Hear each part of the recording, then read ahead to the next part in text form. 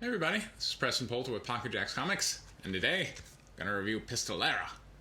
So this is by Gilbert Deltrez, who also did Lair, another comic book I reviewed.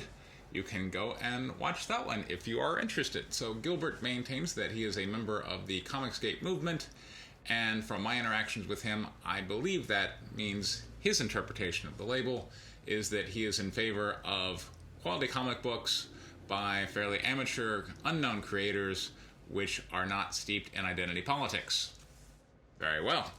So, let's take a look at Pistolera. So, Pistolera from, well, as he puts it here, a blood-soaked tale of scorn and revenge. And I think he definitely wants to go for a, Quentin Tarantino Hateful Eight style story.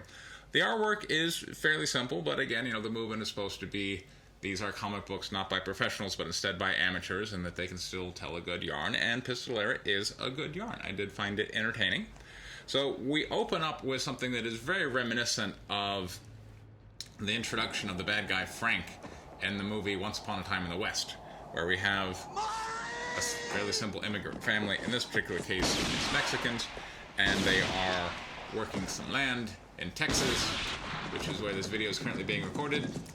And then in comes the bad people. Now, in Once Upon a Time in the West, these shots were fired at a distance, and they were not by law people. Frank was heading up a bad guy gang, which was there to secure the land for the railroad, which would be coming in.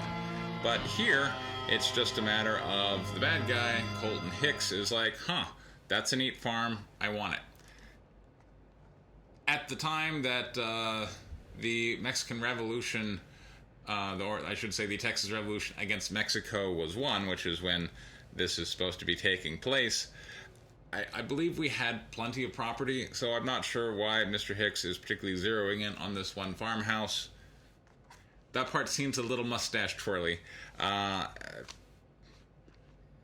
he's going to get rid of the greasers and the bean-eating Mexicans and send them back to Mexico, which includes, in this case, executing basically her entire family and then raping her.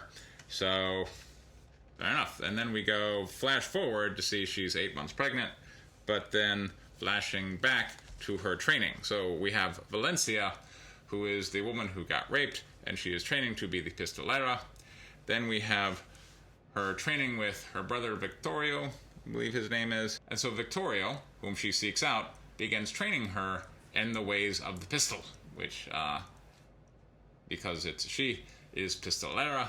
I'm not so good in Spanish that I would say, what is is it Pistolorio? I don't know. Anyway, but she is training to be a Pistolera.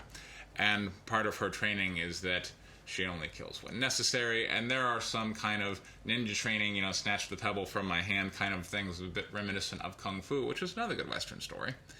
There is one element I was a little and that's where she has to basically be faster than a rattlesnake, and she actually gets bit. Now, Victorio sucks the venom out of the hand. Still, I'm not sure that he's going to manage to get all the venom, and I gotta think that the rattlesnake venom might be bad for the developing fetus.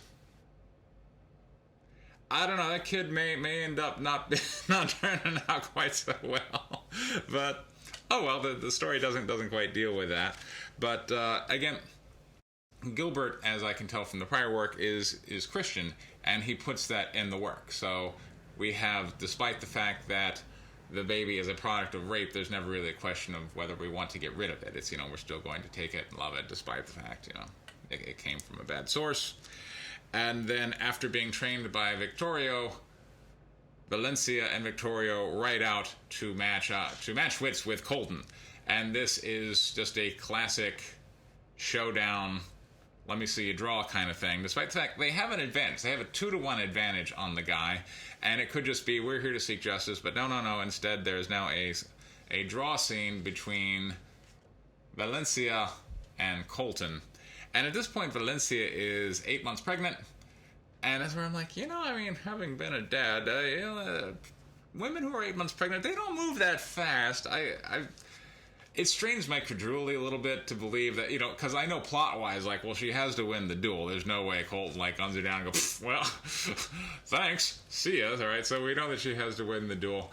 Although, in doing so, she doesn't kill him. Instead, it is kind of more of the Christian message of forgiveness. She only maims him.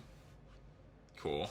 And then we kind of get the message of, he has to live the rest of his life, and, in shame and all this. And she took from him the one thing, taking his gun hand. Now he can't go out and rob people and be a baddie anymore. And so, and I guess maybe her kid might have interactions with a living father at some point. I'm not sure. We don't really, go forward into the future of what happens when the baby is born.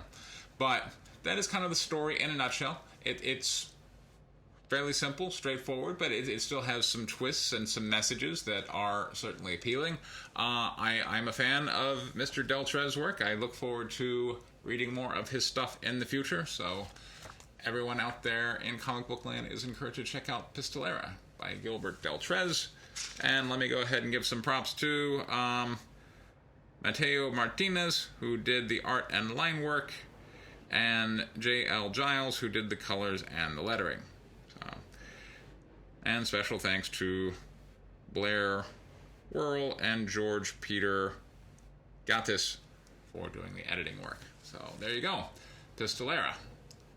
This has been Preston Poulter with Pocket Jacks Comics, encouraging you to check out my campaign for Guinevere and the Divinity Factory, which is currently on In Demand, as well as the upcoming campaign for White Lily Issue 3. Those are both going to be on Indiegogo. There's a preview link for White Lily Issue 3 down in the description. That will launch next week.